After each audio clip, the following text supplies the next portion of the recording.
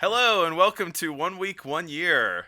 Welcome back to 1 Week, 1 Year. A podcast where we watch and discuss a year of film history every week, starting from 1895, the dawn of cinema. And this week is 1919. I am one of your hosts, Chris Ellie. I am a film projectionist, and joining me as always is... I'm Glenn Covell. I'm a filmmaker. I feel like we both said our professions with much more confidence this time. Yeah, because I spent a number of months not being a projectionist and just kind of floating around in the job sphere. My life has been chaos for the last, I don't know, since like February or whatever. And so that's part of why this podcast has not been happening. And also I moved to a new place, but that had already sort of happened already by the time that we recorded the last couple episodes. But here we are. I am once again a projectionist. I work at a nonprofit, cooler, better vibes theater now. And Glenn has come out with a badass movie that is at film festivals and stuff. Yeah. Tell us about your movie, Glenn. It's a horror movie. It's a monster movie about someone who gets lost in the woods and starts finding weird objects and realizes they may not be alone. Nice elevator pitch. It's called Through the Trees. It's called Through the Trees. I don't know when this is gonna air, but it might be available through some festival or means, possibly to watch online or in person at screenings. Who can say? Yeah, but it's been very fun to like actually take it out and show it to people in movie theaters as part of a festival. And you came to visit here in Denver for a little while, and after hours we put it on in my theater and had a pretend premiere. That was the premiere, and it was incredible. It was super fun. And then we watched The Mask of Zorro afterwards, which was also super fun. Well, it's good to be back, Glenn. Thanks for joining me again. I was just thinking of like how much percent of my life that I have had this podcast, and it's like somewhere between 5 and 10%, which is a little freaky, you know? It's a little freaky of a thing to think about. Oof, yeah. Maybe a little less for you because you're a little older than me, but I don't know. It's still a while. Still a lot. Yeah. Yeah. Well, you have any other things to talk about, Glenn? Not just a plug, but how you're doing? I'm doing swell, just, doing things, living life. Mm-hmm. Yeah, I don't know. Things aren't terrible. I agree. Things aren't terrible. Good. That's genuinely good to hear. Yeah. As we have in the past and as we will in the future, we like to bring a little extra context to what we're about to talk about. Glenn prepared a news segment for us, which he probably wrote months and months ago, as I've been delaying on this for so long. But Glenn, why don't you tell us about the news of the year from 1919?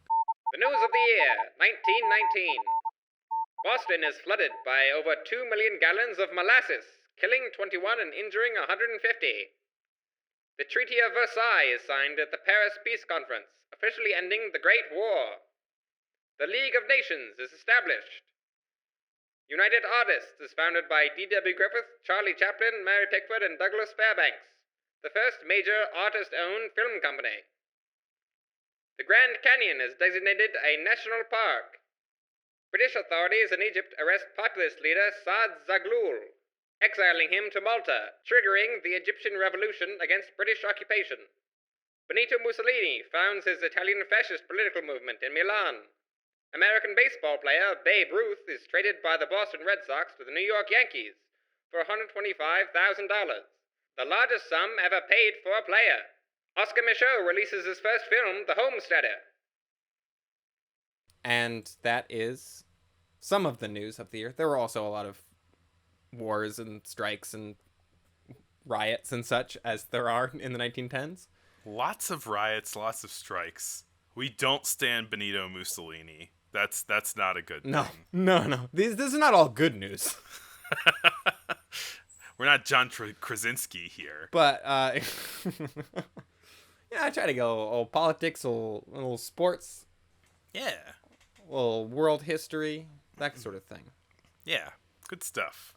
We are not covering The Homesteader on this episode because it is a lost film, unfortunately. It's lost. Yes, but Oscar Michaud's first surviving film, and Oscar Michaud being a black director who is essentially like the first black feature director. So this will be the first feature film directed by a black man. We will be talking about on the next year.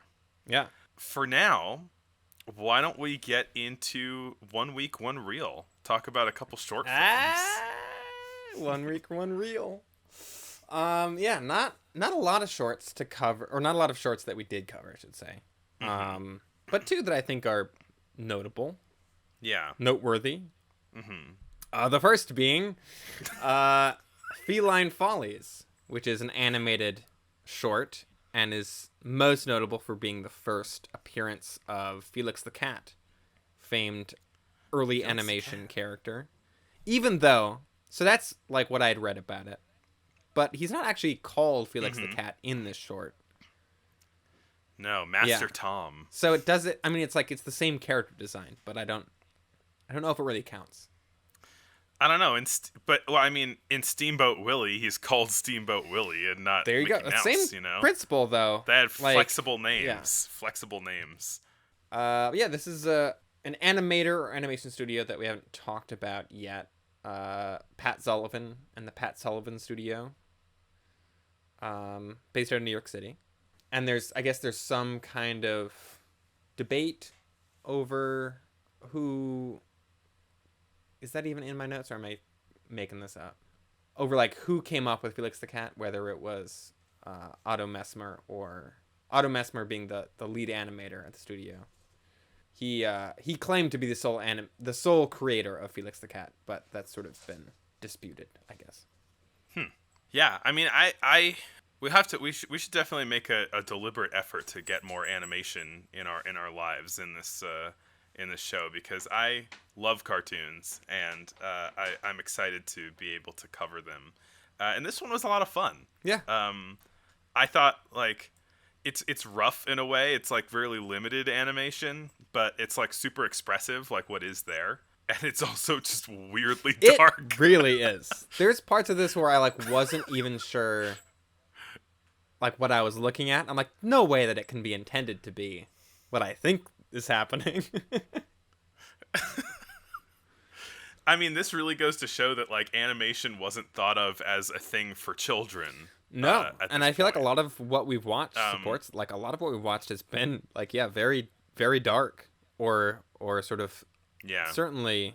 If you talk about like the sinking of the Lusitania, But yeah, I feel like even the kind of more comedic stuff doesn't really feel like it's intended for children. Yeah, we're burying the lead a little bit, and it's because the lead is at the end of the short. But I feel like we should just say that what we're talking about is that this short ends with Felix the Cat, beloved cartoon character, sucking on a leaking gas pipe to kill himself. Even just saying that sentence out loud is it's so absurdly dark that it is just comedic. Yeah. I mean, that's what it's going for, I'm sure. You know, it did kind of remind me of like later animated shorts, like Looney Tunes or Tom and Jerry. Kind of more so than a lot of the stuff that we've watched so far, like the Winsor McKay shorts. Yeah, it's definitely more in that kind of like cartoon comedy, slapsticky kind of realm than this kind of like, I don't know, prestige-y sort of thing that Winsor McKay is trying to go for. It's weird to say about something that is so kind of, you know, simplistic, but it's more plotty than those. Like, it's more about actually kind of telling a little story rather than just being kind of... I feel like the Winsor McKay stuff is very much being like, look at this cool new thing, animation. Look at how hard I worked on it. Yeah, look at how many drawings I did. We're going to make sure you know that these are a lot of drawings. The basic plot of this short is that Felix the Cat, who's called Master Tom, lives in, or he meets what? Well, there's a town name in this that I found very funny. Oh, I didn't note it. What is it? It's Pussyville. I can't believe I almost went by that. Yeah. Master Tom of Pussyville goes. He meets a lady cat and serenades her, and then they go to the quote trysting place, and then it cuts to some other scene. Some mice do some stuff and dance around, and then Felix cuts back to Felix a while later. He wakes up and or he's run out of the house that he's in because the mice are partying and he's supposed to catch them, and then he sees his lady cat sitting in a puddle of blood on the ground, and she looks over the side and then reveals that she's given birth to a dozen little baby Felixes, and then he runs away and tries to kill himself. As opposed to fatherhood, which was his Yes. alternative. Yeah. Yeah. Our deadbeat dad protagonist. One thing that I thought was cool about this movie, when you compare it to other silent films, and this being a cartoon, it makes a lot more formal sense to do this, is that they use speech bubbles instead of title cards, so that they don't have to interrupt the action. Super cool. Yeah. And it's it's because it's pre-sync sound being a very common thing. It makes a lot of sense. And this is also I think comic strips existed as a newspaper thing or printed things, but it's kind of pre-comic books also. But it's cool to see that kind of visual language being established across both at around the same time. Yeah, from the comic strips that I've seen from this era, it seems like this is definitely, and this and a lot of other animation that's not McKay, maybe it's inheriting a lot of visual styling and formal stuff from comic books or comic strips, I suppose, as it's developing what animation is in itself, which is maybe why it's a little more herky-jerky than something where it's necessary, it's getting the comedy out of poses rather than motions, maybe, because the expressive aspects of animation are still being explored, I would say. That's still kind of a thing in animation of having really strong poses, right? 'Cause it's setting keyframes, right? For sure. So I think that's I don't know. Yeah, it's cool to see it develop in the way where it's so rudimentary now, but you can really see the places where they're starting to learn where they can kind of be more expressive with it, or yeah. And one other kind of fun formal thing that I noticed in this is that while he's serenading the lady cat, the music notes appear in the air, and then they grab them out of the air, sit on them, and then they turn into cars and they drive away, which is a very it's a very cartoony thing to do, but it's wild that they're already thinking that abstractly about what they're looking at, that they can make this kind of joke. Yeah, it's establishing almost cartoon logic. Yeah. Which is definitely a thing, and is I think one of the things that kind of reminded me of Looney Tunes, of that sort of you throw a it's duck amuck almost. Yeah, throw a hole in the wall and then jump through it. Oh yeah. But yeah, this was fun. I went to see Looney Tunes at the Symphony a week or so ago, and I wore a suit. Fancy. And everybody thought I was a little overdressed because I was wearing a suit. I kind of weirdly did not expect the whole symphony orchestra to be overrun with children, but that's what it was.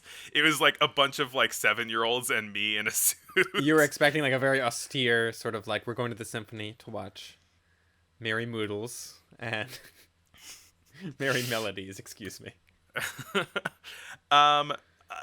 In some way, or at least a bunch of hipster assholes like me, you know? Right. Yeah. I have a ticket to see Jurassic Park at the New York Philharmonic next month, and yeah, we'll see what the crowd is like there. It'll be dinosaurs. Probably. Yeah. That's what I'm expecting. That's funny, In right? That's a joke, right? The other short film, unless you had something else on this, the other short film that we looked at, it's kind of just like It's less of it's less of a short film and more of just of like a concept. Yes, it's a concept that is kind of I don't know, exemplified by. I mean, there's a couple different ones. Like I tried to find the most kind of core original like version of it that I could. It was unclear to me on what was that and like when it was from exactly. You put this on here, and I'm trusting your research on that. Yeah, I mean it's like a lot of things from early film history. It's very hard to pin down specifics on things because sometimes people don't even know, and there's so much misinformation. But the short in question, if we can call it a short, is the Kuleshov Effect. Which, yeah, is more of a concept than, like, the title of the short, really. Mm-hmm. But it is the film shot and edited together by Lev Kuleshov to show this sort of editing effect. Or the way in which... How do you even describe this? The way in which, like, the human mind, like, processes film editing, almost. Right. In particular, kind of like the idea of like a reaction shot and imparting the emotion of a face that you're seeing onto the next or previous shot as an implication of what they're looking at. Yes. So like a neutral shot of, I believe one of them that I found, like the most kind of famous version of it, is a sort of neutral-ish looking face, and then a shot of soup, and then a shot of the face, and then a shot of a dead child, and then a shot of the face, and then a shot of a pretty lady, and then a shot of the face. The face being like a middle-aged man. And each time you see the face, you impart, your brain kind of imparts some meaning onto that person's expression based on the previous image, because it's like you see a shot of soup, cut to the guy's face, he looks hungry. Like shot of a dead child, he looks sad. Like shot of pretty lady, he looks kind of like lecherous. And the key is that it's like the same face every time. And so like with that new context, you're like seeing the face in different ways. Yeah. Yeah, you're sort of imparting meaning on that face based on how it's juxtaposed with the images before or after it, which is like an essential piece of kind of modern cinematic language. And this is not certainly not the first time anyone has ever like done that through editing at this point.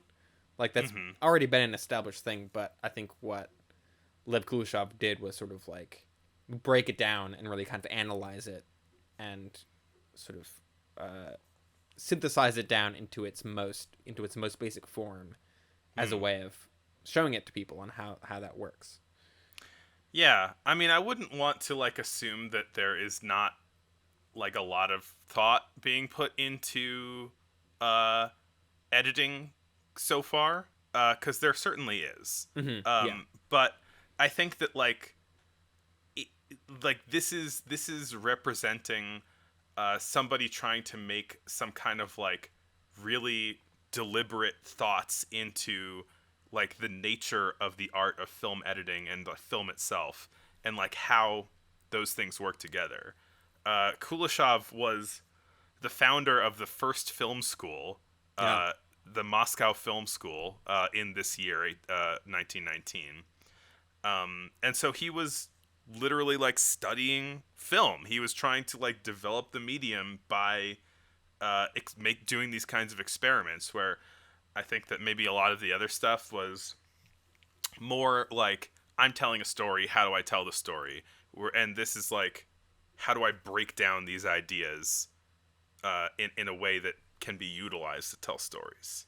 Yeah, he's a clever guy, that Kuleshov. He knew what he was talking about.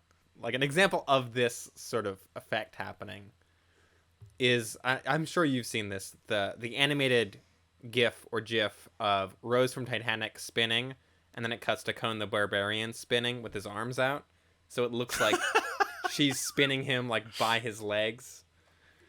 I'm not sure I've seen that, but it's incredible because it's two completely separate shots from different movies shot in different decades, with totally different intents behind them, but you put them together and they tell a story together perfectly.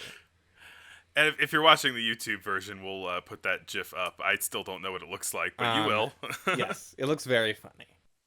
I think Lev Kuleshov's work is kind of a big forebearer, I guess, to like Eisenstein's later work, and the whole thing with like Soviet montage theory and all that. So we'll get to that. We'll get to it. That's where your film school degree is really going to help us out. By having watched Battleship Potemkin. I mean, I'm sure somebody talked to you about Eisenstein and montage. No, for sure, and blah, blah, for blah, sure. Blah, you know, I don't remember the nitty gritty of it as well as I probably should. Yeah, as an editor myself, I think about this stuff a lot, and I think it's this very simple idea of like the meaning is less about the individual images and more about how they're juxtaposed together is like such an important piece of what cinematic storytelling is. It makes me think of the concept that like Scott McCloud introduced in Understanding Comics, saying that the like kind of essential nature of comics, of the medium of comics, he argued was not like the panel or the drawing, but the space between two panels, where it is creating a juxtaposition, it's creating motion, it's creating a relationship between things, in the same way that you could think of the fundamental language of film as the edit. He was making that argument for comic books, and therefore shading Family Circus for not having more than one panel ever. His real goal. Yeah, I don't know. I'm a big nerd and I like thinking and talking about this stuff. So I'm glad we were able to kind of have a little segment on this. Do you find yourself like deliberately thinking about the relationship between multiple shots when you're editing? Absolutely, all the time. And I think it can lead sometimes to like unintended things where it's like, oh, I just have like a shot of this person, like, and then this other shot of this person looking over here, and it's like, oh wait, because these are back to back, it's creating a different meaning that I didn't intend. Or sometimes you can take two shots that were not intended to go back to back, that then work in a way that I really want to get this idea across, or we want this thing to kind of play in a certain way, and you can reorder things in a way that when they're put in a certain order, it creates a different meaning, or it sort of puts different images in the audience's head. Yeah. So like Lev Kuleshov invented manipulative reality show editing. I mean, in so much as he like stitching different reactions right together. I mean that is the Kuleshov effect, right? So yeah, sure, blame it on him. Well, should we head on to our feature presentation? Indeed. And now we're pleased to bring you our feature presentation. I don't know, you want to start with a good one? They were all pretty good, I thought. Well, yeah. I don't know. There's one that I'm gonna rag on. Maybe we should start with that one because it's also probably the most famous movie from this year. I'm interested to see what you pick here. Okay. I was talking about Broken Blossoms. Okay. By D.W. Griffith. Yeah. I mean, okay. I'm interested to see what you say about it, because I feel like for a DW movie, if you like, you know, for a DW movie, I don't know, it's kind of kind of nice. I mean, no, it is certainly less of a blatantly evil piece of art than some of his other movies. But it's just like, I don't know. The DW of it all is really... Even the stuff he does well is starting to annoy me sometimes now. Because he knows what he likes, and he tends to stick to a lot of sort of core ideas and character archetypes and things like that in his movies. For sure, and for sure. It's starting to get a little old. I mean, that's the thing with him, is that he just loves a very specific type of drama. Mm-hmm. And, like, he loves to be grim and dark and gritty, because that's what he trades in for, maturity. Yes. Yeah, I think this is probably the most famous movie from this year, I'm guessing. This is, how do I say this? So this movie's called Broken Blossoms, which is a better title than the original title. I don't know if this is one of those slurs that, like, you can you can say in, like, a pulled back kind of academic way, or if you just don't anyway. I mean, but it's so absurd and blunt that it's also like, I don't know. I'm a white person. I can't really speak to how offensive it is. But it's like cartoonishly offensive in such an old-timey way. Yes. So it was a book, forgive me, listeners. It was a book called The Chink and the Child, that it was suggested to D.W. Griffith to adapt this movie by Mary Pickford and Douglas Fairbanks.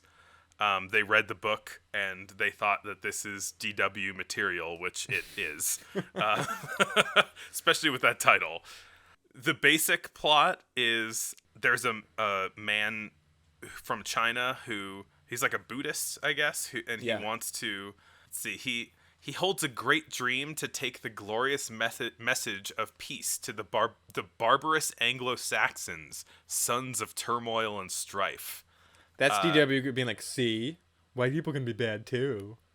You know what it is that, like, it's interesting because the movie kind of makes this sort of like noble savage kind of argument for the peaceful, as he's called, yellow man. Jeez, it's like, this is D.W. Griffith being super racist is not a hot take, but like, yikes.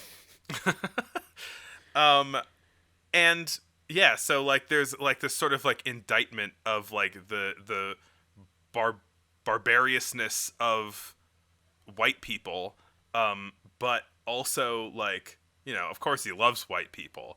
It's interesting to me that like he shares this with like, say, common day ethno-nationalists in their kind of love of Asians, like I feel like a lot of white supremacists these days like are they're like supportive of things like Japan, which are like they consider to be these like functional ethno states or whatever, and of course they all like fetishize like Asian people, so it's interesting to see like racists now and 100 years ago both kind of have like an Asian fixation. Oh boy. Right, he has this kind of noble savage idea, I think, about Native Americans and about and about Asia, and also just his whole idea of like what innocence is and how it should be represented and things like that. I'm just like, it's so naughty and so weird. So and there's a lot of that in this movie. This is very much a sort of like moralistic tale. Mm-hmm. Right. So like he stands as this like person who is like this moral kind of beacon in a way, and then he is sails played by a white actor in makeup. That is true, because D.W. Griffith cannot have any main character person of color be played by a person of color. Only background characters. There are a lot of Asian actors in this movie, only in the background. I was actually surprised, like these scenes in the beginning that are set in China, like they look like really good. You know, they're really like deep scenes with a lot of stuff going on, like a lot of like lavish sets. Like, you know, he does that. He's done that before, and like a lot of maybe stereotypical, but like closely identified like visual iconography of like Asia, right? But apparently it was all. I was thinking like, is this shot on location? But it was not. It was all on a stage. It was shot in 18 days, actually. Dang. Anyway, keep getting distracted. Basically, he goes to London, and it like flashes forward a couple years, and he goes from this like optimistic guy who's trying to like teach people to be nice to just this like beaten down and sad shopkeeper in like a crummy London district. And it says that quote, the yellow man's youthful dreams come to wreck against the sordid realities of life, and he spends time in an opium den and all that kind of thing. Another thing that is less overtly terrible about D.W. Griffith's movies that I still dislike is how overwritten his intertitles are. Like, I'm sure he wrote them all. I'm sure he wrote them all himself, and they're all just so melodramatic and so like every single one is just like loaded with portent. But it's like they're not really well written a lot of the time. They're just very dramatic. I mean, he wants to be taken seriously. Like in he demands Birth of a Nation, Intolerance, we demand to be taken seriously. Yeah. That's what every single one of his movies sounds like to me. But yeah, in Intolerance of Birth of a Nation, like he had like paragraph markers on his title cards, you know? Like he's like, I'm like a book, I'm serious, you know? Mm-hmm. Yeah. There is I also agree that I think a lot of the like staging of this movie is very impressive. The set work, I think some of it might have been shot on like in the United States, but on locations like on, you know, on the waterfront. Mm-hmm. Down by the docks, that sort of thing. Right, I suppose so. There are some like miniatures to represent like wide shots of London streets, I believe. Yeah. So we're also introduced to Lynn Gish playing the girl, or Lucy. He loves to do that. He loves to he loves to call people like the yellow man, the girl, the what was the other one? The spying one. Yeah. Jesus. Oh yeah, also there is I don't have the full quotation here, but there's a bit where it's I believe it is what's the lead character's name? Cheng Huan? Am I pronouncing that correctly? So he's always referred to as the yellow man. But I'm not going to call him that. Yeah. You can see the name of his shop, like who it's owned by, and it is Chun Huan. It is like he has a name in the film. They just never refer to him by that name. No. But there's a bit because we're racist over here. There's a bit where he's quoting Buddha in English in the intertitles, and it says thou, and I have written down no way did Buddha ever say thou. But so anyway, Lillian Gish as the girl / Lucy, her actual name. She has a drunk, abusive father figure, which is a big stock 1910s silent movie character. Yeah. And she's told not to get married. His name is Battling Burrows. Yes. They both have like kind of Cockney accents in the title cards, which is entertaining. Yeah. But she is told not to get married and not to be a prostitute, which are her only options, apparently. I do think Lillian Gish is good in this movie. I think she does good eye acting. Yeah, for sure. She might actually be the only really good performance in this movie. I think a lot of the other actors in it are doing some kind of wild silent movie acting that maybe doesn't work as well. But yeah, the guy who played Battling Burrows, he was also a director. And they had to shoot all of his scenes at night because he was directing another movie during the day. But maybe a better director than actor. I don't know. He did definitely overact. And then the main character, you can't see his acting under all that yellow face. Yeah. He does a lot of, weird walks and like holding his arms in his sleeves and such. Mm-hmm. And then I don't know. My notes get a little vague here. and I watched this movie like 6 months ago. So, well, so basically, like, you know, it calls battling Burroughs an abysmal brute, and it says that that Lucy is used as a punching bag to relieve his feelings, which is really awful. And one kind of like really like messed up motif in this movie is that even as or after he is like, you know, physically abusing her, he's like, why aren't you smiling? You should be smiling, you know, you got to smile.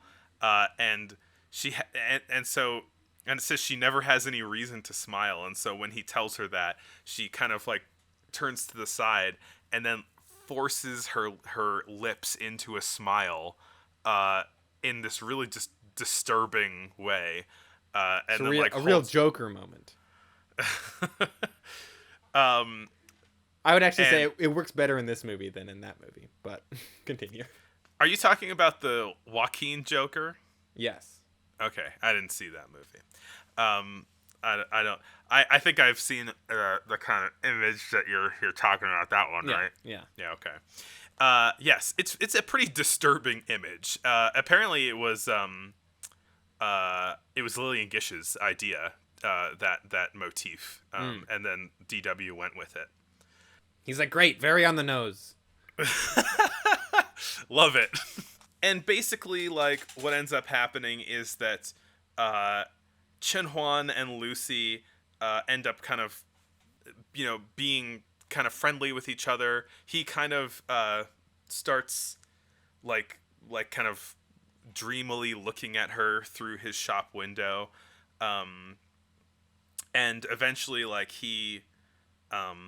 Chen Huan, like, kind of rescues her from being kind of kicked out in this like fairly abusive situation, and he takes her in and kind of heals her for a while. The battling Burroughs is a boxer, and he like, as he's preparing for a match, he hears that his missing daughter, who he generally doesn't care very much about, but, you know, cares about her as a piece of property. He hears that this guy Chen Huan is taking care of her, basically, and so he plots to basically just come to Chen Huan's place and mess him up. Well, I'm gonna mess that guy up, ain't it? One other thing is this kind of like irony that happens in the movie, like in the middle of the movie, where Chen is like runs into some Christian missionaries who are going to China to convert the heathens, and it's this kind of like, oh, you know, like you're ones to talk, you know, and they hand him a book that just says hell on it. Great moment. Can I get that book anywhere? The Hell book. There's some cool kind of use of like matting on the edge of the frame to like make different shapes of the frame. Like really narrow vertical things, or really narrow like horizontal, you know, all sorts of things going on, like adjusting the shape of the frame, which I feel like is more often done with like circles, like a vignette, than like just like hard borders. I noticed that a lot from films this year specifically. Like, yeah, that's not an uncommon technique, I guess, at this time, and it's not something you really see anymore, hardly ever. But it's really interesting, and it really breaks things up. Make different frame shapes, you know. Yeah, Samurai Jack did it. Miss that show. And basically, like, I don't know, it ends in a sad way, like every DW movie ends. It is, as stated, a tale of love, a tale of tears. He as he's taking care of her, it says he watched Lucy and saw her beauty. The spirit of beauty breaks her blossoms all across her chamber. And Yeah, and then the dad gets mad that he is taking care of his daughter. There's like some fighting back and forth, and she dies in the process. Actually, she's like trying to she's like recaptured by battling Burroughs, and then he like kills her while he's like trying to punish her basically. Chen Huan finds out, and then in his final like corruption by the West, he grabs a gun, kills battling Burroughs, and then dies. That's the movie. There is a sort of classic DW scene of like woman hiding behind a door bit. Yeah. Which felt very reminiscent of, or like a precursor to The Shining. Just like the actual sort of like framing of it. To the point where I was like, did Kubrick look at this movie at all? Like, it's very similar of just like breaking the door down kind of thing, and like the hole in the door, that kind of stuff. And like speaking of like DW motifs, like this is something that he does a lot. This is something he does pretty much every movie, is like a woman hiding in a room while someone's trying to break in. And then like maybe someone will rescue her in time. Usually he's intercutting with someone who's like racing to get there. Yeah. I mean, that was the entire movie was the Lawndale Operator. Yes, that's right. Is that. All based on that Grand Guignol bit. Right. But the sort of the specific staging of this one is very Shining-y. Mm-hmm. Some BTS behind the scenes stuff that I learned reading about this. I think all behind the scenes facts about these movies should be taken a little bit with a grain of salt. Although some of these I found from an actual like interview with Lillian Gish. One is that she got influenza during the rehearsals for the movie. Mm-hmm. During the pandemic. Yeah. I think this was shot either late 1918 or early 1919. She talks about how like everyone had to wear a mask on set. Just very common things now that every film set does. And 5 people from the studio died like during the making of this movie. I don't know if it was like directly related, but that was like something that Lillian Gish said in an interview. We'll probably get into this more with another one of the movies, but this 1919 is pretty much the only time, or like the only time I've come across any real direct references on screen or off screen about how the influenza pandemic affected filmmaking. Mm-hmm. Yeah. But it seems like they tried to ignore it a bunch. Yeah, like they seemingly almost completely ignored it. Unlike COVID, which is now they're like making whole shows just about that. I'm like, stop it. I don't need it. We're done. We don't want to think about it anymore. Exactly. So yeah, that's that movie. Yeah. Do you want to stay in America or go across the Atlantic? I guess we'll stay in America for now. All that right. Seems like a good segue. Well, speaking of young girls that DW had as his protagonists at times. Speaking of just weird old-timey stuff. Yeah, a lot of that in this one. I know where you're going. Let's talk about Daddy Longlegs. Yeah. Weird title. Didn't know what it was going to refer to. Is it a spider movie? Could be. So yeah, this is an arachnid movie. Spiders are arachnids. But are Daddy Longlegs spiders? Yes, I think because they have fewer. They have fewer legs, right? No, they have 8 legs. They just fall off a lot. Seriously? Yeah. Huh. Okay. Yeah, you'll often see them walking around with 7 legs, but poor Daddy. Yeah. No, there's a lot of that in this movie. This is directed by Marshall Nealon, who's not a name that I'm super familiar with, but he did a bunch of movies in the 1910s. Yeah. He also played one of the principal characters in this. True. And it stars Mary Pickford. I mean, movie star extraordinaire. Yes. In Founder of 1919. United Artists. Yeah, She's along with DW. She's 27 years old, playing like a little child in this movie. Well, as playing she is wont to do. multiple ages. Yeah. She plays Yeah. she plays like an 11-year-old child, and then like a, I don't know, like Okay. closer to her actual age, but probably still skewing younger. Yeah. Yeah, does that a lot. I think this is a good example of that for sure. But we start with a bunch of crossfades showing two babies being born, one into wealth, one into poverty. And we kind of start by following Jerusha, or Judy, who's played by Mary Pickford, and immediately we get into the owner of the orphanage.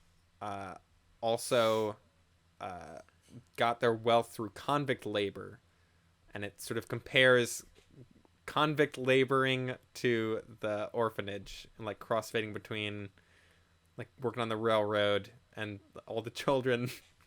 Kind of based. And immediately I was like, oh man, this movie isn't messing around.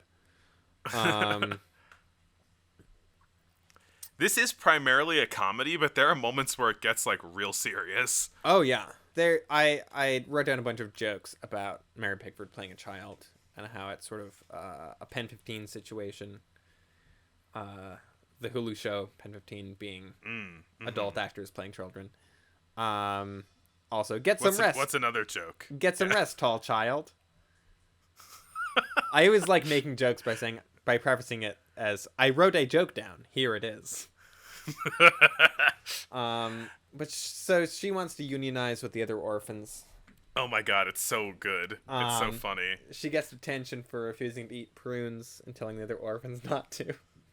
Yeah, she said, the life of us orphans is one darn prune after another. And then a comrade says, us boys is with you. Starvation until we croak.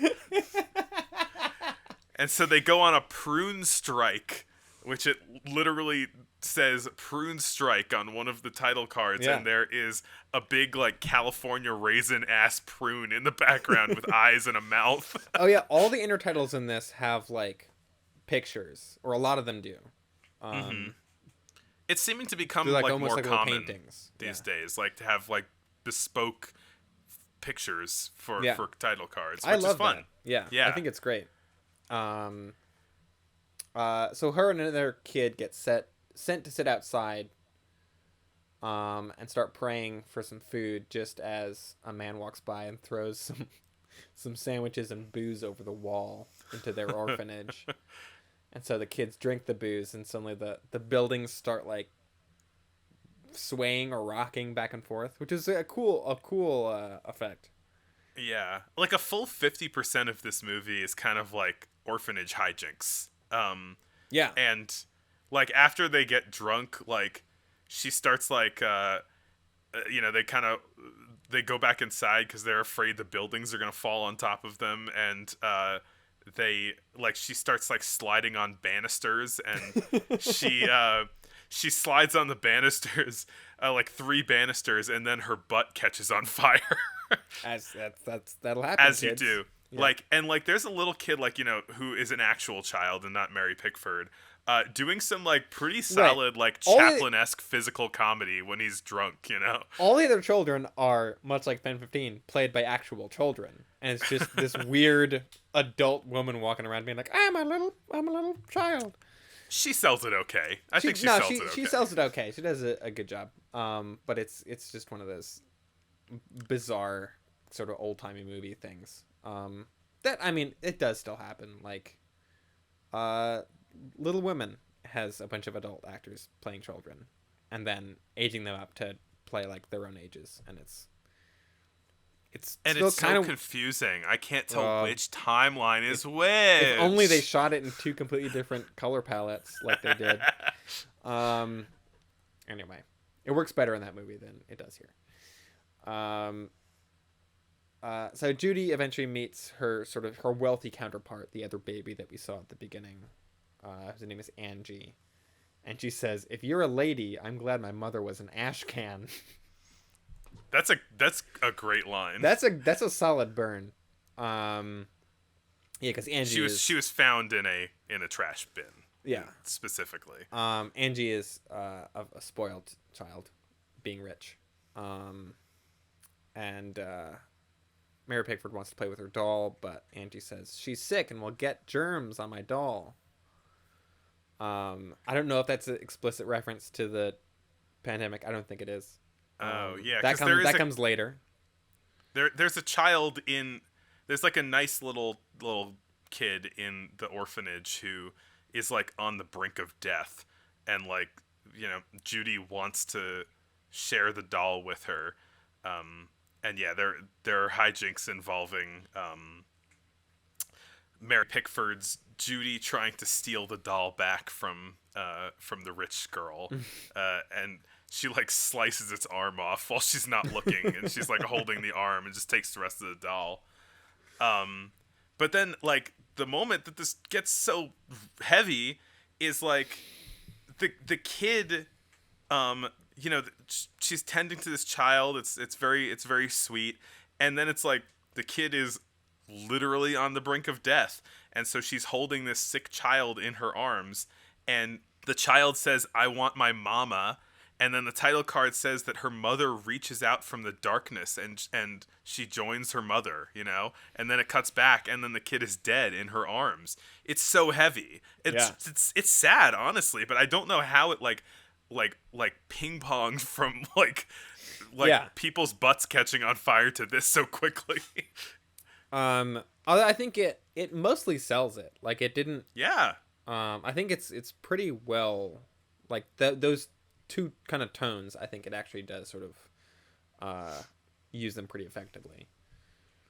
And then it's right after that, but they get the sort of time jump, right? Basically, yeah, I guess so. It's a little hard to tell when she's pretending to be a child the whole time. But yeah, because she looks the same. It's sort of like time jump. She's older now. She looks identical.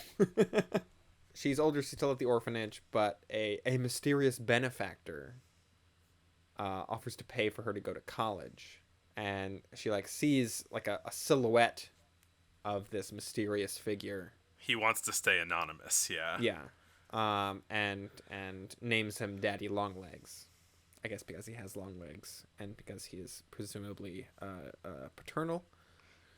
Some kind of sugar daddy. It's a sugar daddy movie. The amount of times that the word daddy is bandied about in this film was a little uncomfortable.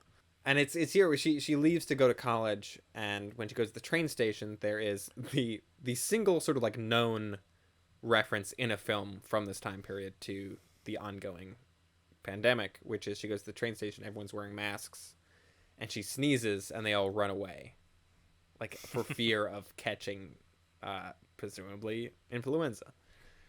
And that's it. It's like a single shot.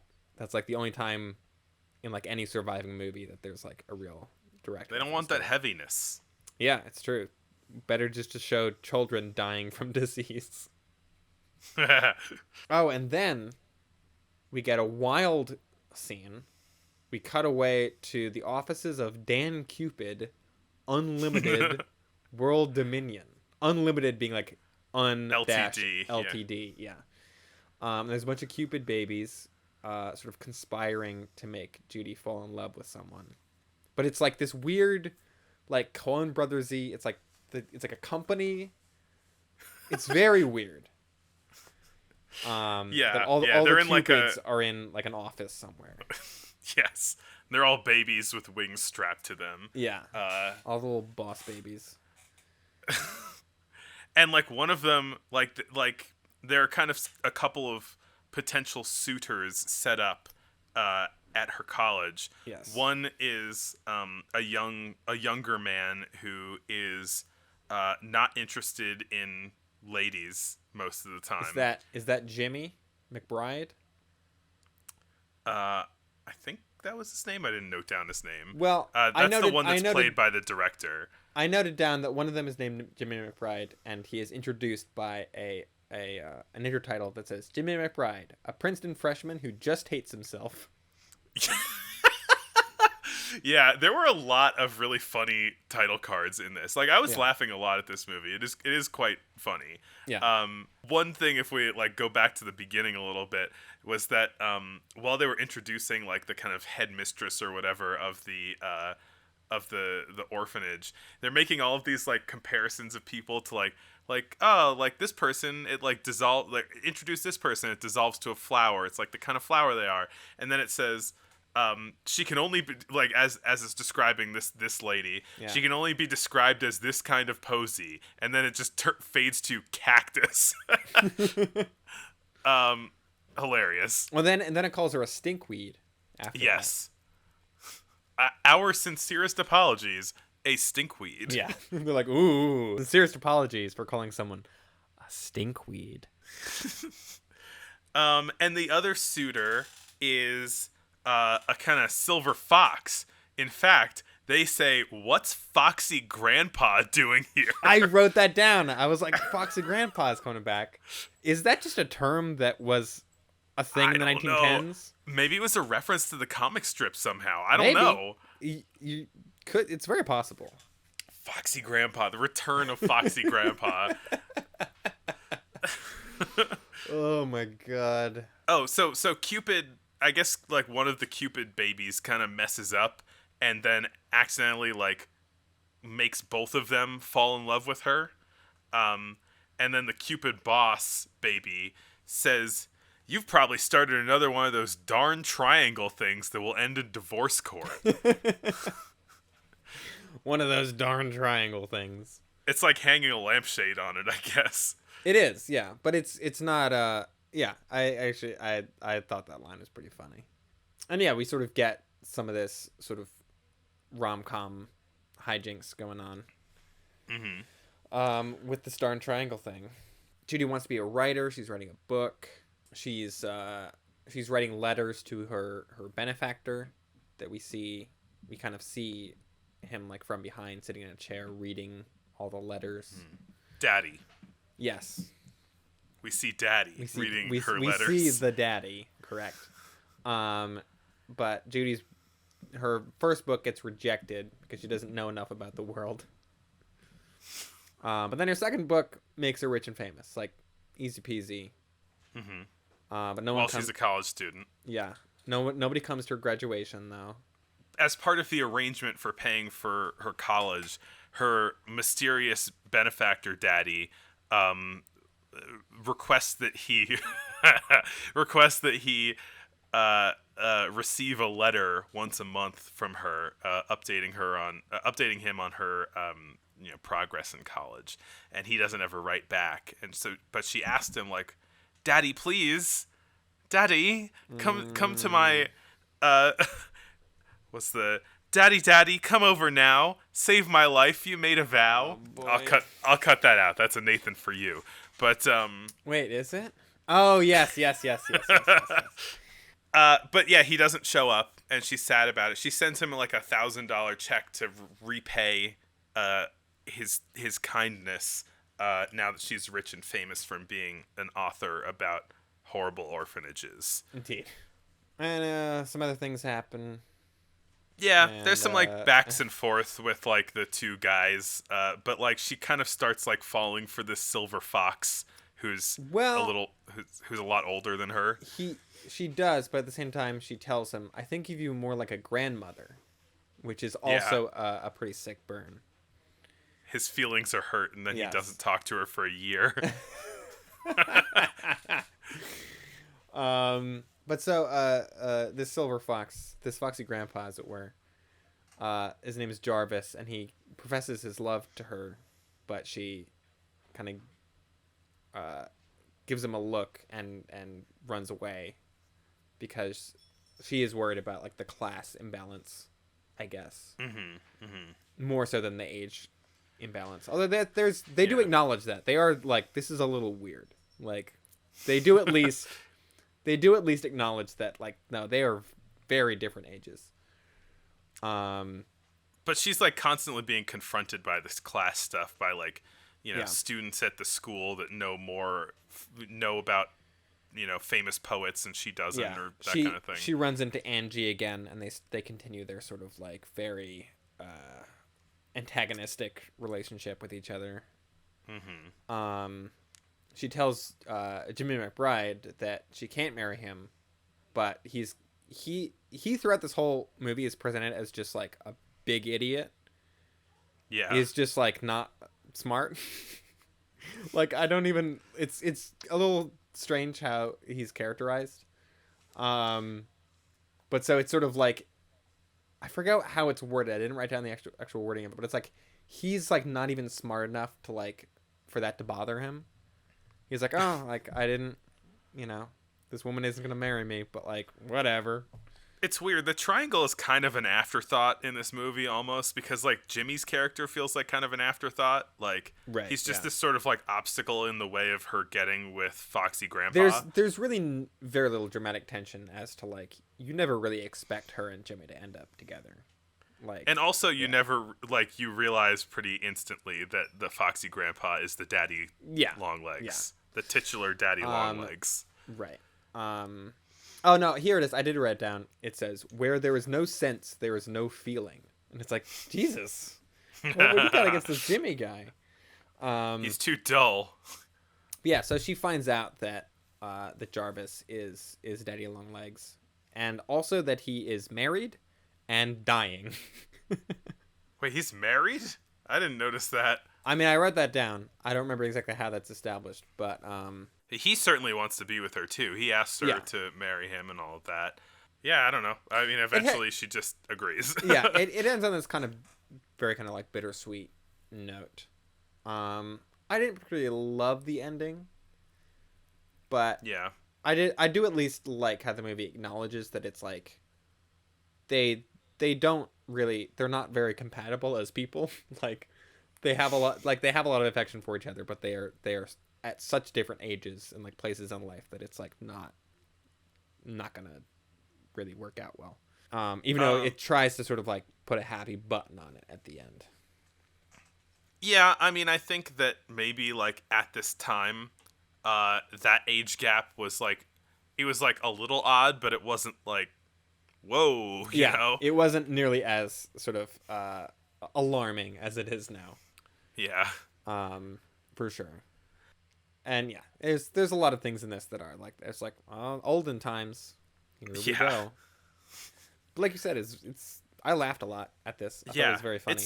It's very funny, and I enjoyed it, even if there are some like weirdnesses. One kind of interesting note. This is based on a book, and in the book, Jarvis is like a socialist, and that is why he is so like benevolent. I guess the book is like mostly or entirely told in like the letters that she sends to Daddy Longlegs. So she's describing seeing Jarvis to himself, but she says he's a socialist, except thank heaven he doesn't let his hair grow and wear red ties. The two signs of a socialist. Yeah. He throws away his money on every sort of crazy reform instead of spending it on such sensible things as yachts and automobiles and polo ponies. So sensible. And then she says, I think I'll be a socialist too. You wouldn't mind, would you, Daddy? They're quite different from anarchists. They don't believe in blowing people up. Probably I am one by rights. I belong to the proletariat. I haven't determined yet just which kind I'm going to be. I will look into the subject over Sunday and declare my principles in my next. Wow, topical. Yeah. Not a lot of it in the movie. I actually don't think any of that made it in. No, there's no socialist angle in there. That's too bad. There's one little shorter thing. It's a letter that she sent to him on the 26th of December. And then she says, "My dear, dear Daddy, haven't you any sense? Don't you know that you mustn't give one girl 17 Christmas presents? I'm a socialist. Please remember. Do you wish to turn me into a plutocrat?" Yeah, so I just control F'd for the word socialist just to see what funny stuff would come up, you know? It worked. Yeah. Well, speaking of, can I segue socialism into just Europe? Since our next two movies are both from Europe. Speaking of the continent that Karl Marx is from, Perfect. Couldn't have done it better myself. that leaves us open for like actual Germany or France, depending on where you want to go with it. Indeed. Indeed. Let's talk about France. Let's talk about the old film called J'accuse. J'accuse. Great title. But a title that confused me. A title that very much confused me because I thought until I watched this that this was a movie about the Dreyfus Affair, and it is very much not. No. It took me a little. It is about accusations mostly. Yeah, I was very confused. I was thinking like, okay, this is 3 hours long. Maybe they're introducing these side characters as like a point of view kind of thing. There is some like weirdly conspicuous Jewishness stuff going on in this movie, and so I thought like, okay, it's about the Dreyfus Affair. We just haven't gotten to him yet. And yeah, eventually there was a calendar that said 1914. I was like, I guess not. Nope. Yeah, nothing to do with that whole story. Yeah. It's a World War I drama. Another love triangle as well. Indeed, that is actually would have been a very good segue that we did not use. Yes, it would have. Well, this film was directed by Abel Gance. I think I'm saying that correctly. Nice. I was gonna say Abel Gance. What anglicized it, whatever. Abel Gance, who will go on to direct some other important French silent films. This is not his first film, I don't think. But this is the first one we're covering on here. No. I will say right off the bat, I was intrigued and impressed by this movie because the very title card saying J'accuse is a bunch of actual soldiers standing out in a field, like spelling out the word, forming the letters J'accuse with the apostrophe. Yeah, which is very cool. This whole movie I was very impressed by. It does a thing that I think a lot of silent movies from this time period does that movies don't really do anymore, where like it'll introduce like the director and the cast with their name and then also kind of a little like a moving portrait of them, almost like a little clip, not a clip from the actual movie, but like a little close-up of them like looking around or like saying something. It's kind of nice, but I do not have the short-term memory for when they do that. Like I just instantly forget everything that this is supposed to introduce you to the characters, but I need the movie to introduce me to the characters. Yeah. I need context. It's a nice thing. It's a nice little touch, but it means nothing to me. Well, that might be a reason why they don't do it anymore, because it's like, maybe introduce them to the movie. Whole lot of accusing happening, especially in the early sections of this. I mean, especially in the later sections of this. There's like just all throughout, really. I was like having a bit of a hard time like wrapping my head around like what they were trying to do with the word j'accuse in this movie. There's a couple things that they're trying to do with it, and that kind of like solidify into one thing toward the end of the movie. It's definitely like one of the main themes here is like accusing people, and like through that implicitly like I don't know, kind of judging people for their misdeeds, maybe. Mm-hmm. Yeah. Which is ridiculous, because one of the toughest things that my toughest problems that I had watching this movie is that there is a character who they just don't judge for his misdeeds, and you just go along with him being a terrible person, and you're supposed to be okay with that.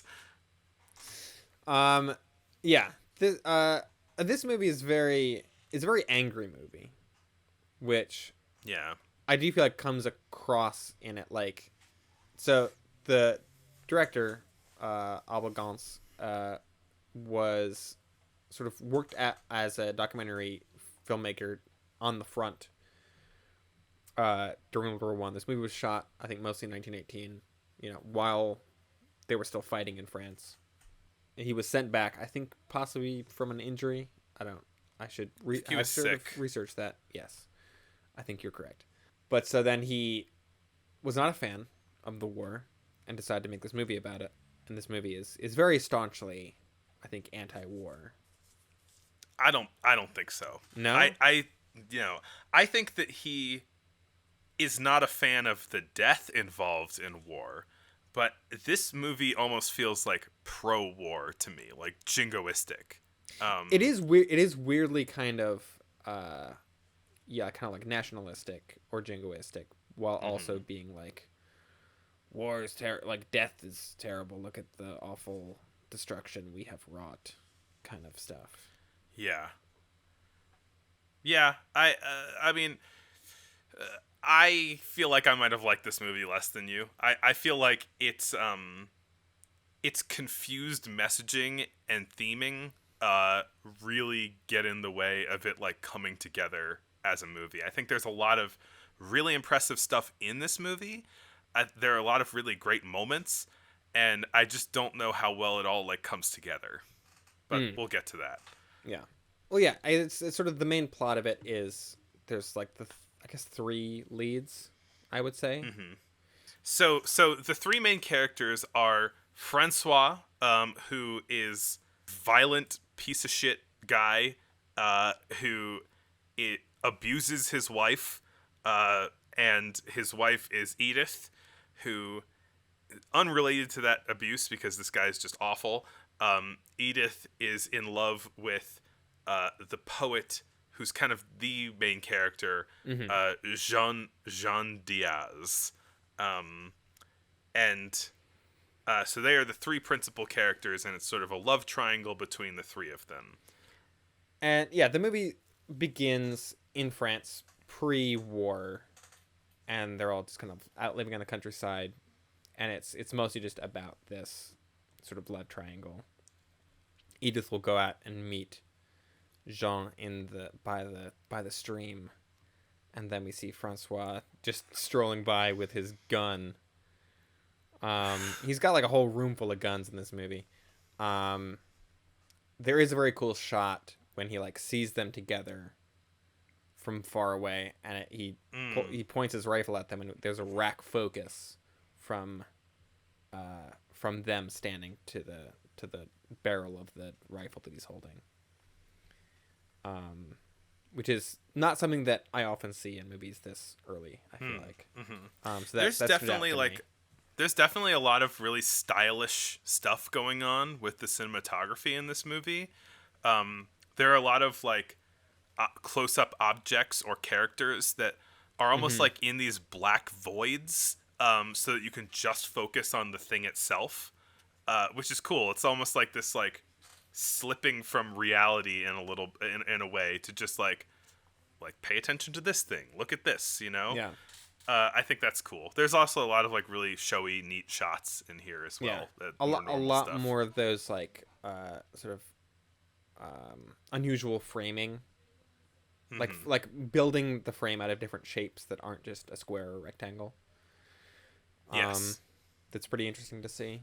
So basically, like, there's this kind of dynamic that's established between the 3 of them, and Francois is kind of feeling like, the 2 of them are married, there's no chance, and his mom tells him this as well.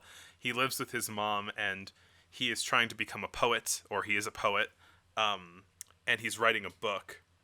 His mom loves his poetry, and he reads to her, as she falls asleep, his Ode to the Sun, which I feel like is a bit of a cliche thing to write about, but whatever. And something that I thought was really interesting is, there's this scene where he is reading the poem to his mother, and there have been other movies that we've seen where a poem has been either depicted or read or something like that on screen, and it will usually just show the text in the title card. But rather than doing that in this movie, it's showing like this kind of beautiful nature scenery and like spring fairies and stuff that he's talking about in his poem.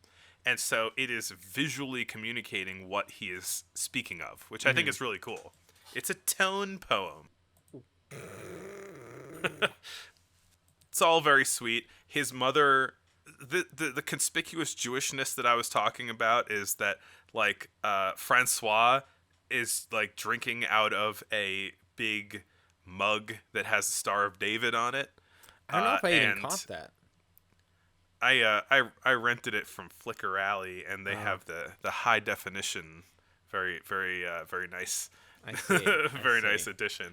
But does that ever come up elsewhere in the movie? no, there's Weird. I mean you see the mug a couple more times, but like Yeah. there doesn't seem to be any kind of commentary on any of this stuff, which is what I was searching for when I was still thinking Right. that this was a movie that had to do with anti-Semitism Right. in turn of the century France. But so I was like, oh, they're making the bad guy conspicuously Jewish, weird, but then like also like Jean Diaz is also Jewish because his mother keeps a menorah out all year. So I don't know what's going on with that. I guess they're just incidentally Jewish, which you're allowed to be. It just seems like some strange details, especially the mug. I don't really know what's going on there. Anyway, war were declared. And, you know, unlike a normal response when war is happening in your country, everybody, like, throws a parade because they're so excited to go to war. Yeah. They're so excited to, like, defend the glory of France. Which I get the impression a lot of countries felt that way at the beginning of World War One. It's like, oh, a grand adventure. We're all gonna go to war. This is gonna be great. Like, You know, it's odd because, like, you know, when you think about World War One in relation to World War Two, right? Mhm. Like, World War Two was about, you know, varying amounts of like understanding of what was happening, like with regard to the Holocaust at the time. Mhm. But like, what they did know was that it was like a country that was being racist and invading other countries, and they wanted to stop that, right? Where World War One, at least to my understanding, is just like a bunch of like treaty nonsense, you know? It's like one assassination sparked a bunch of like interlocking treaties that just meant that like everybody had to go to war because of Yeah. people who were allies and not allies, you Yeah, know? pretty And like, much. so it all felt extremely pointless, you know? Mhm. And so I guess the only thing that you can be excited for is nationalism if you're deciding to die over like the sanctity of France's treaty with Italy or something like that, you know? Yeah, but like even beyond sort of all of the sort of cultural depictions of World War One that I've seen, which is my main sort of source of knowledge about it, the Peter Jackson documentary gets into that a little bit. And that has actual recorded interviews from veterans that were recorded, I think, in the 1950s or 60s. Well, yeah, they were just like, let's all go. This will be like a great couple of weeks. That's how I felt at the beginning of COVID. Like, it's a nice little vacation. Yeah. There is I think it's before this happens. There's something that another joke that I wrote down that I want to point out. Joke time. Yeah. Everybody prepare for a Oh my joke. So, not Francois. Who's the other guy? Jean. Jean. So Jean is writing love letters to Edith, and he uses the formal vous in his love letter. What kind of weirdo does that? I don't know. Is it like maybe like a form of respect? I don't know how French works. Yeah, I guess I don't either. Anyway, that's the only joke I had. Continuing. Francois is drafted into the military, and he sends a little boy to go and find out if Jean is also drafted, and because he's like extremely jealous, and he finds out that Jean is, but he is going to depart a month later, and he's like, oh God, oh no, like my lady's gonna get poached by Jean Diaz, you know. The poet. The poet. And so he sends Edith, who they both love, sends her off to like live with his parents, I think, in like another village. Mm-hmm. Yeah. And so he, you know, job done, good. He goes off to war. And then pretty soon after he leaves, both of them find out that she was in an area where the Prussians, would it be at this time? Germans, Proto-Germans, had invaded, and she was captured and had went missing. And Jean realizes that there is no point in staying at this point because he kind of did want to get with Edith. And so he just, like, joins himself, maybe hoping to find her in some way, but he doesn't really actively do that. And they end up in the same company. Jean ends up being Francois' superior, and there's this whole kind of power dynamic thing going on. Francois doesn't want to follow orders from some rascally poet that's been macking on his wife. There's all this kind of stuff going on with Jean not wanting to follow orders and all that, and eventually there's like a dangerous mission that a superior of both of them assigns. Francois. It's like the second most like French name I can think of, but I can't remember it.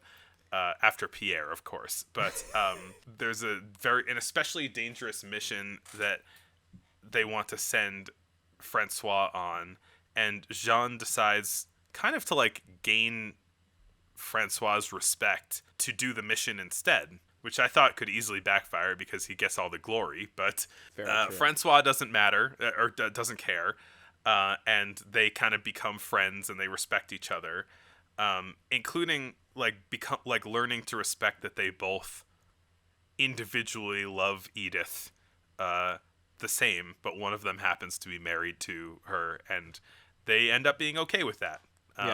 They form a sort of begrudging respect and friendship for each other through this sort of trauma of being in a trench in World War One. Yeah. Jean starts collapsing at points, and he is sent home. And then, while he is home for a while, Edith reappears, and she reappears with a child. Sacre bleu. Mon Dieu. This child is kind of like a tricky thing because they know, even though they have respect and they're buds now, Jean knows that Francois is a like extremely violent, bad dude, and he's like, hey, like, what's going on with this kid? And it turns out that, like, you know, she was raped by German soldiers. There are some very kind of like stunning shots as far as like the shadows of like the behelmeted soldiers kind of converging around her. They don't show anything, but it's, you know, it's done as artfully as one would expect that sort of scene to be handled in a silent movie. Right. And so this is like a, you know, half German, half French daughter, which is kind of like what was going on in that Mary Pickford, Cecil B. DeMille movie. Right, yeah. I will say, as soon as the kid's name is Angèle, which is a very on-the-nose name for a child. But as soon as they show up, I'm just like, if anything happens to this kid in this movie, I'm going to flip a table. This kid immediately shows up and is like the most adorable child anyone has ever seen. She is very adorable. And it's like, because this movie's already established that it's like, it's not afraid for like awful things to happen to its characters. And I'm like, if this kid gets like blown up by a bomb or something, I'm going to be upset. That which is happen. the point. Yes, it's just that she gets threatened to be murdered by her repeatedly. dad. Yes. Yeah.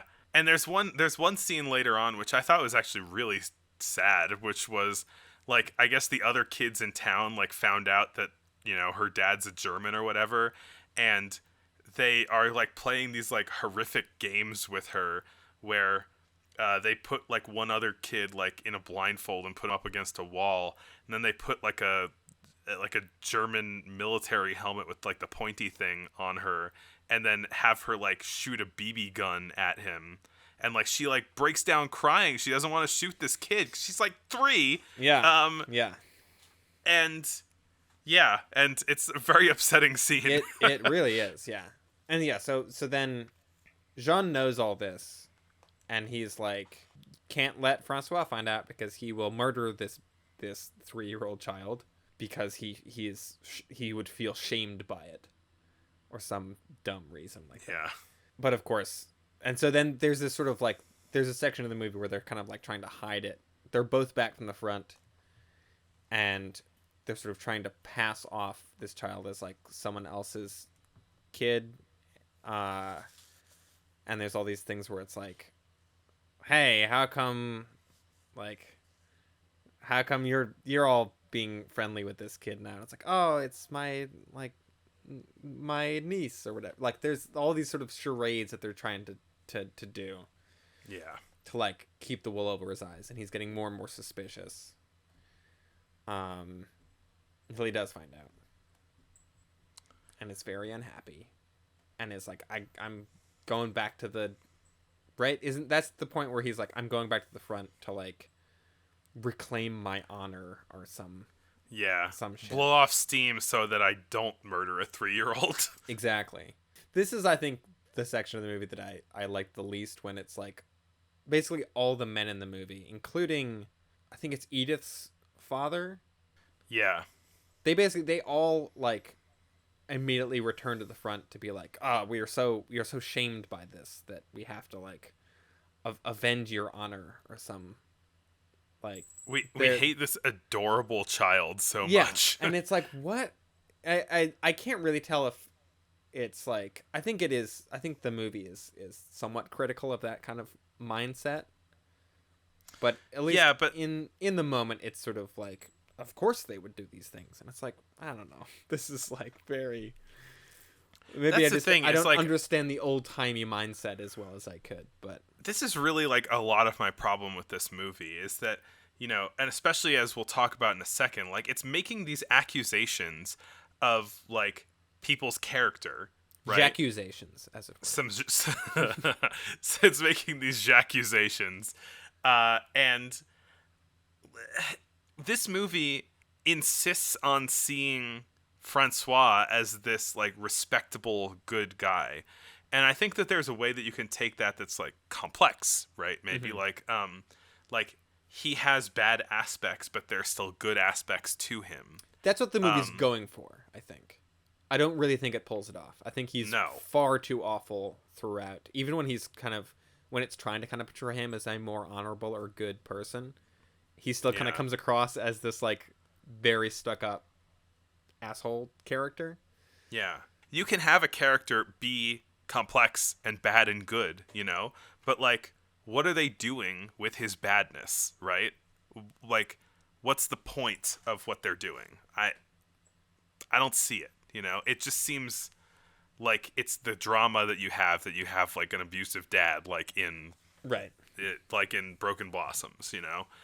I think it almost gets at a thing of how like bruised pride is like a dangerous thing, and how that is like a destructive quality in a person. But I don't really think it's hard to tell even if the movie is actually like condemning that or if it's supporting it a little bit more.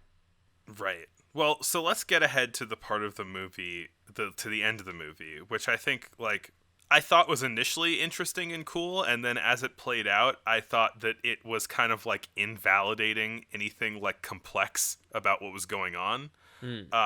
Which is, they both return to the front, they respect each other again, and basically, like, simultaneously, Francois dies and Jean goes mad. And they send him back home again. And it's a little unclear as he arrives that he's mad. And it's this kind of, like, melodramatic realizing that Edith has. She's like, oh, my God, like, my guy, he's great. He was taking care of the kid, you know? And then it turns out that he's just, like, rambling and raving about things. He goes around town and puts slips of paper by everyone's doors saying, like, come to Edith's house at 10 p.m. And I'm going to tell you about your dead relatives. And he does. Yeah, so they all show up. Who wouldn't want to do that? They all show up. She's like, why are all these people at my house? They all show up, and then he says, like, basically, I have seen your dead relatives. I've seen like the things that you did to them. J'accuse you. J'accuse you of being like bad people who are not respecting the military and your soldiers who are fighting for your nation. Here's how. Like, you know, your husband is off fighting and you're canoodling with other men. Your father entrusted his business to you and you're running it unscrupulously. Like, all this stuff, you know, basically him saying like, you need to show like what the men who are fighting are doing is good, and you need to show like reverence and deference to them. And if you don't, my zombie army will get you. Yeah, so there is a sort of more of a ghost army, I would say. I mean, yeah, it's like there's a very cool shot of a field of crosses, which then kind of and like dark that is clouds. a really cool sort shot. Sort of a double exposure, like matte shot with like dark clouds behind it, and then there's a sort of like a fade effect where the crosses fade into the corpses of all the soldiers, and they all rise and start walking back towards the village, and they all walk into the village and, you know, look through the windows all spooky at the people in the houses, and they're all like, Papa, you know, my husband, my son, and they're all, you know, looking in all spooky. Yeah, and like specifically they like attack the people that he's accused in his speech. And they see them and they run away, and like, you know, they have characters questioning like, are we just like all having some mass delusion right now? Like this madman came in and told us that like a ghost zombie army is going to attack us. And he says they won't attack you if you were properly respectful, you know? The dead speak. Yeah. And like, who is Edith respecting, right? Who does Edith respect? That's the question. And like, what she is supposed to respect is her awful husband, right? Like, he, to me, was doing this because he felt guilty about being in love with a man who he respected's wife. And so he felt like he was accusing himself, or at least like offsetting it on other people, and saying like, everybody who is disrespecting the soldiers, you're bad, you know? And that includes your awful, awful husband, you know? So anyway, the zombies attack some people.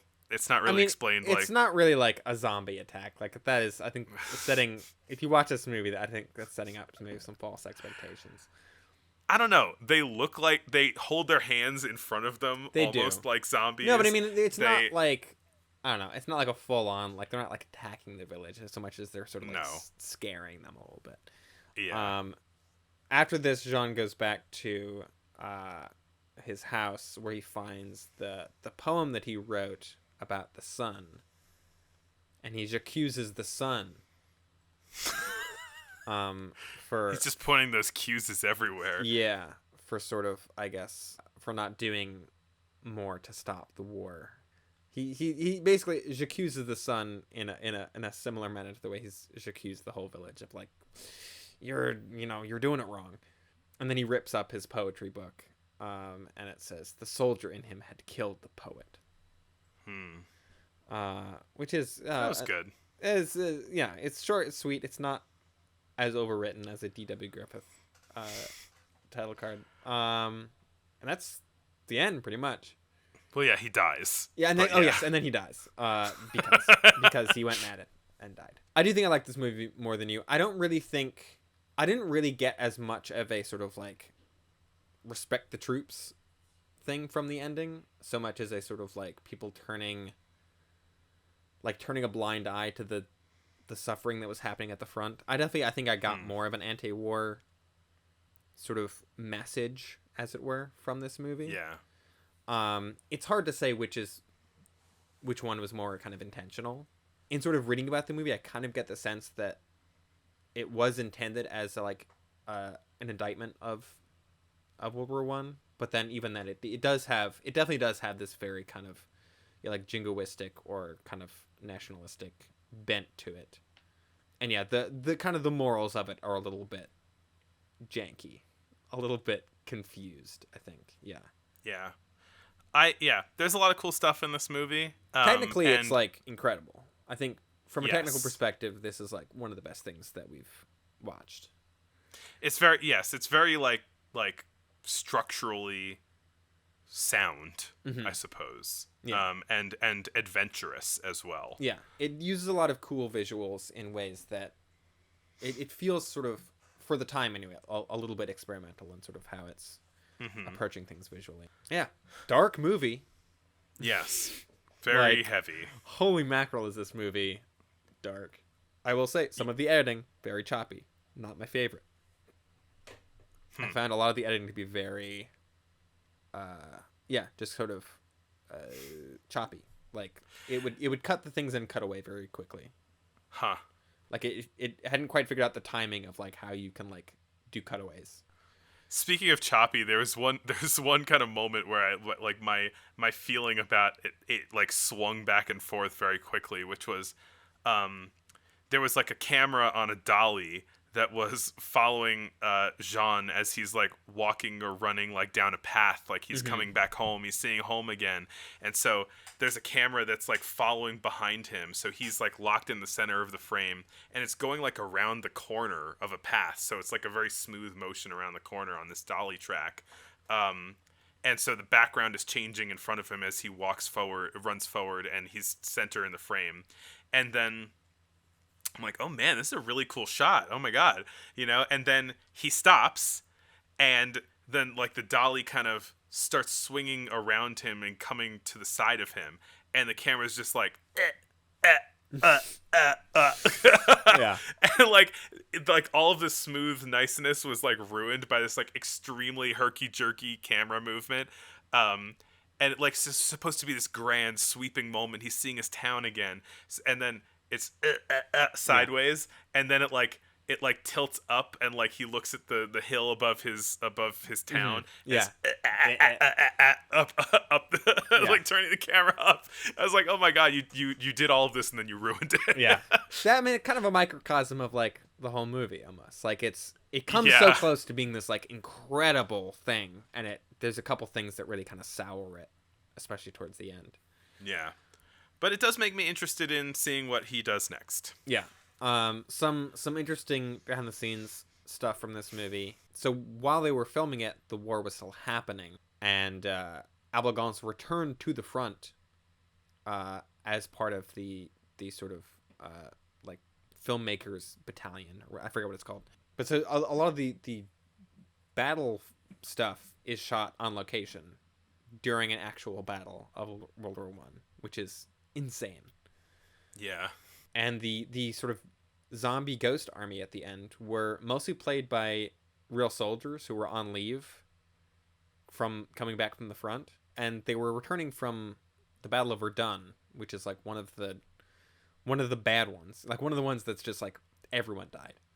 And yeah, like a lot of the people who played the ghosts died like weeks after that was shot.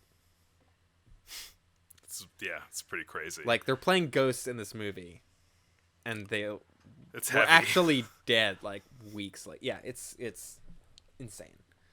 I feel like that sense of like despair is very, I think, comes through in this movie. It's a very sort of like despairing, sort of like angry movie. It's harsh vibes through the whole film. Yeah. But I mean, yeah, I didn't hate it. I just had intensely mixed feelings about it. Yeah. Yeah, and it's like I don't really disagree with anything that you said about it. A movie that I don't have intensely mixed feelings about. This is good. We're ending on a much lighter note now.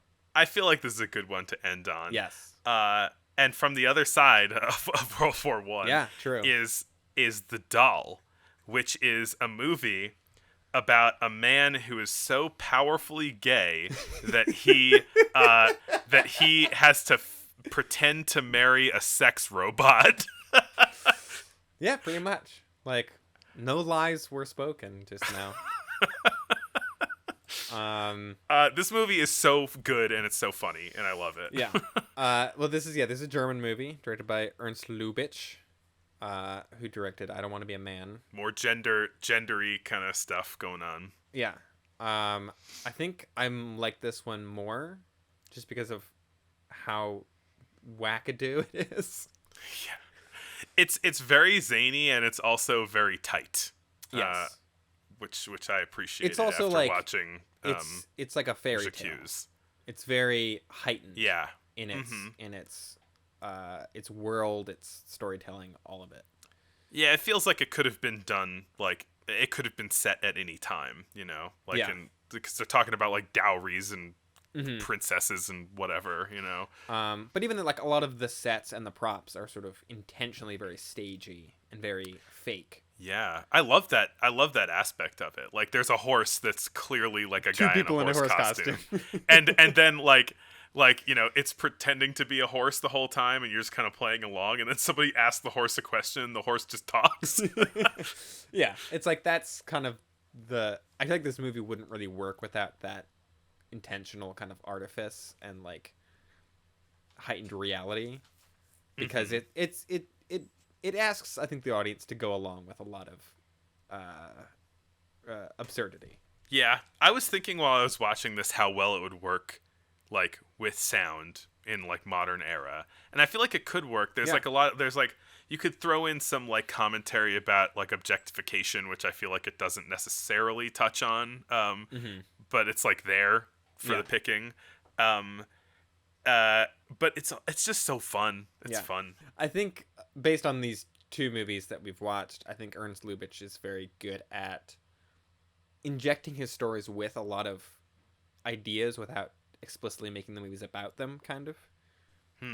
They function as these very tight, like comedies, zany entertaining comedies, but there's definitely a lot going on in them that isn't necessarily text, I guess, or isn't like lampshaded or sort of overly dramatically like stated in intertitles.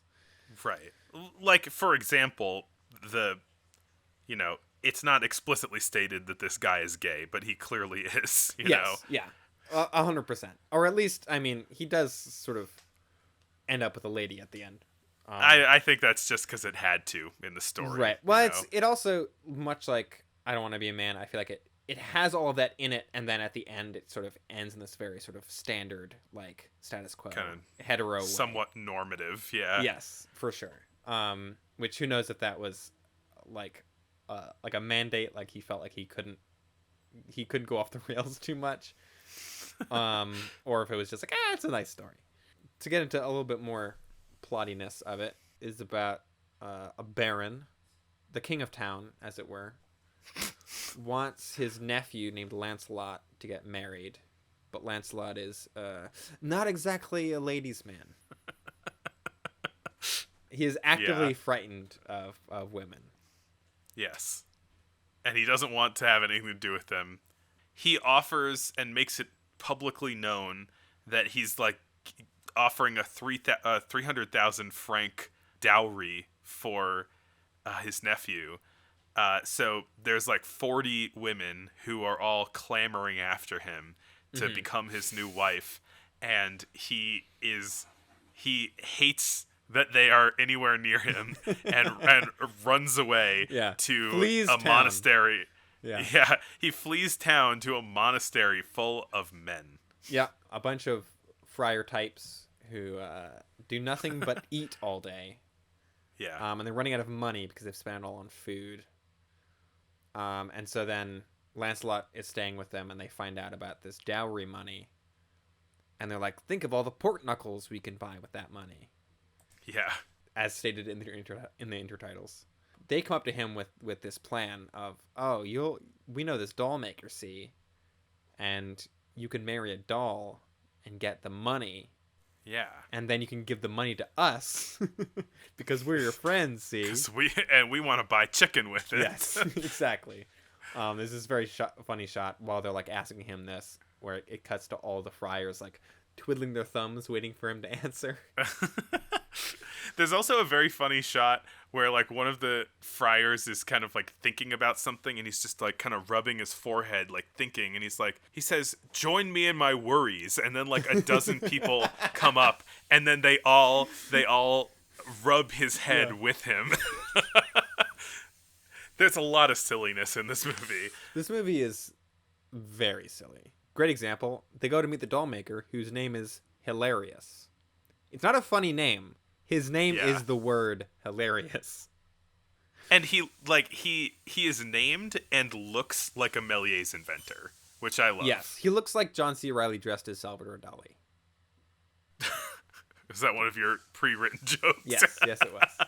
I slipped that one in there without saying it, though. And he's made this very state-of-the-art doll, basically just a robot, an android. Yes, a gynoid. True. Not the first in film, but a good early example.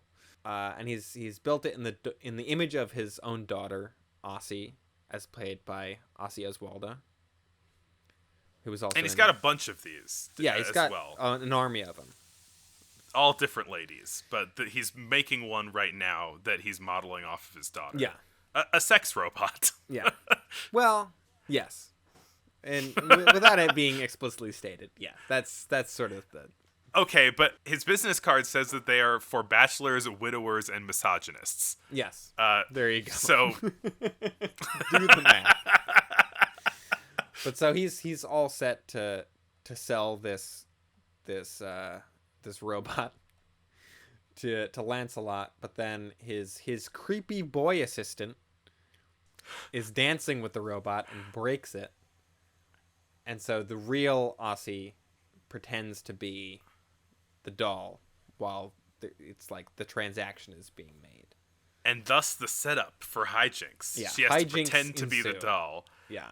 Another thing about, Lancelot is, he offers him all of the robots that he already has like fully finished, and they kick their feet in the air in a synchronized dance, and he sees like under their skirts a little bit, and he's like, whoa.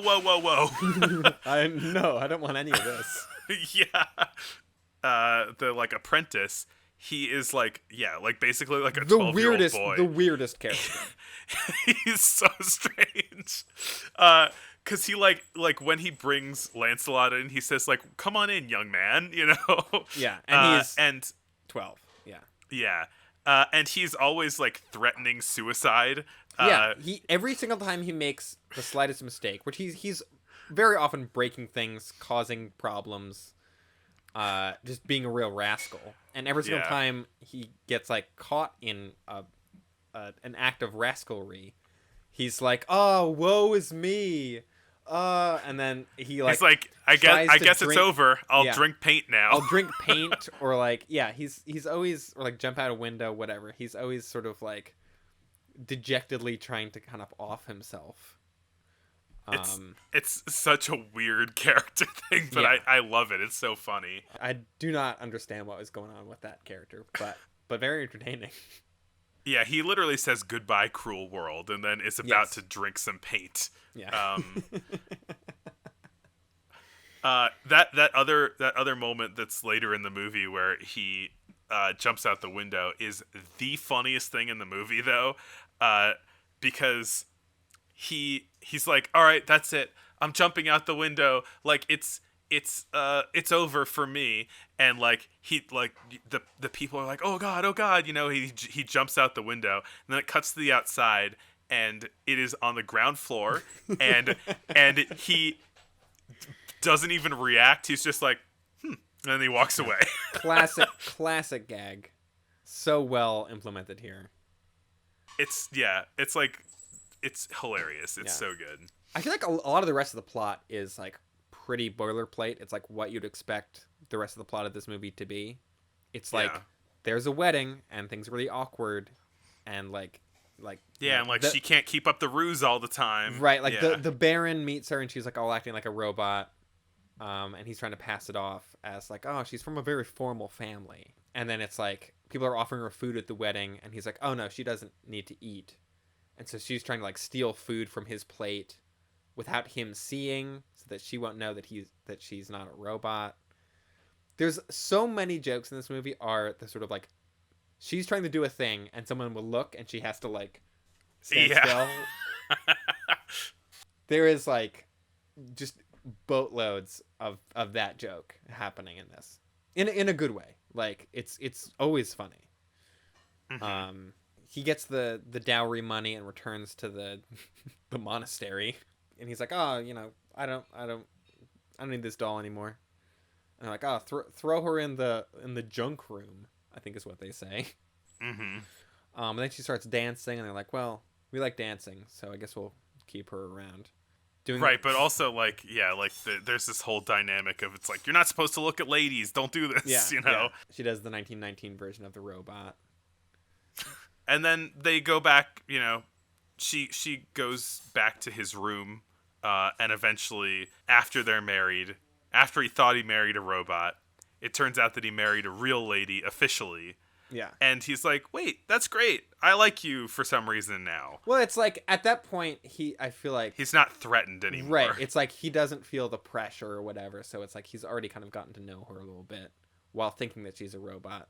So when he finds out that she's a human, he's like, oh, okay, I'm actually cool with you hanging around now. Yeah.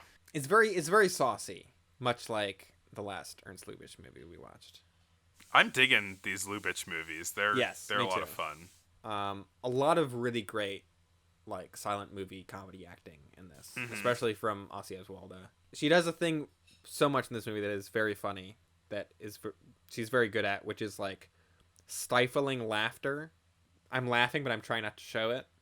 Mm-hmm. There's a lot of scenes where it's like Lancelot will like put like a hat on her, like a coat in her arm or something like that, being like, "Oh, the robot's just gonna hold this," and she'll like throw it back at him, and then like go back to standing still.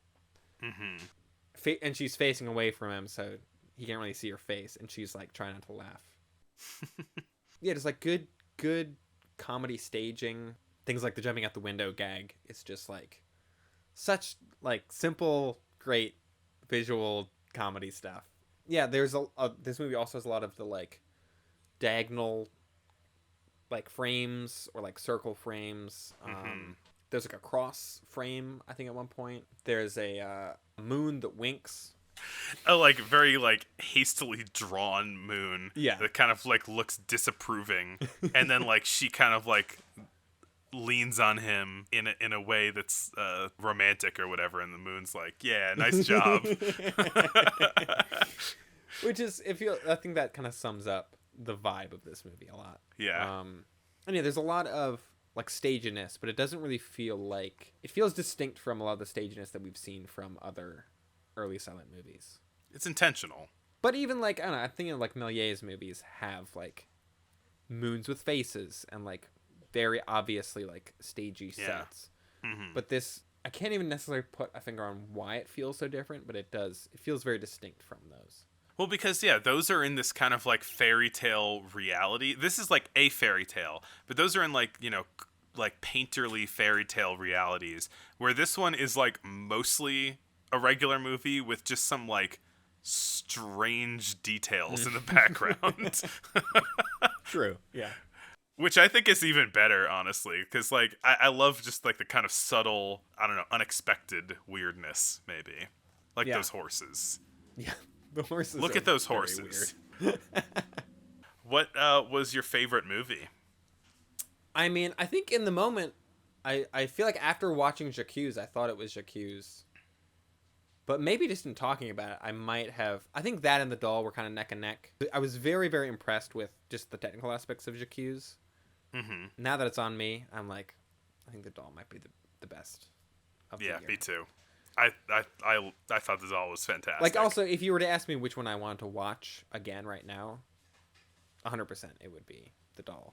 So, also because it's like less than half the length, but yeah, that also helps. It's a taut 65 minutes. Yeah. Full of laughs. Yeah. Well, thanks for listening. Thanks for coming back. We, have been gone for a while, even though we've just sort of been like distributing episodes every couple months. Yeah. Every couple months, 1 year, maybe. Yeah. It's the new title. But we're gonna. I am on board with getting back on with this. And the next 2 episodes. Yeah. What? I was Are gonna you say doubting me? No. I was just saying we've finished out the 1910s. We've made it through the 1910s, which means that our next episode is going to be our decade in review. But also, we're about to start the 1920s, which is like the heyday of silent film. Like it's where all the famous ones, all the are from. bangers. Yeah, it'll be. So I'm very excited to like get into those. Like, me too. That's gonna. I'm be excited fun. for like people to stop like figuring out the craft and to like start doing it. You know? Yeah. Which is like kind of. I feel like it's like starting to happen, but it's just having seen like clips of some later ones, like movies that I haven't seen. I've seen a lot of like late 20s movies. But yeah, I'm very excited for some of the stuff we're gonna get into. We're gonna be watching a couple movies about the era for our decade in review. I don't know if we fully figured it out yet, but probably Chaplin, maybe Nickelodeon, and Throw I a don't doc in there. Throw something about World War I in there. Yeah, we could do that. Until then, I hope that you subscribe to our YouTube channel. Subscribe to us on the podcasts. Follow us online. The Podcatchers. We're on all of them. And thanks for continuing to be a listener or Indeed. watcher. And for coming along with us on this journey through the 1910s, 19aughts, 1890s, and coming up the 2020s. In a long time, but the 1920s now. As I made a mistake, but I saved it. Anyway, thanks a lot for listening, and Glenn, I will see you next year. See you next year.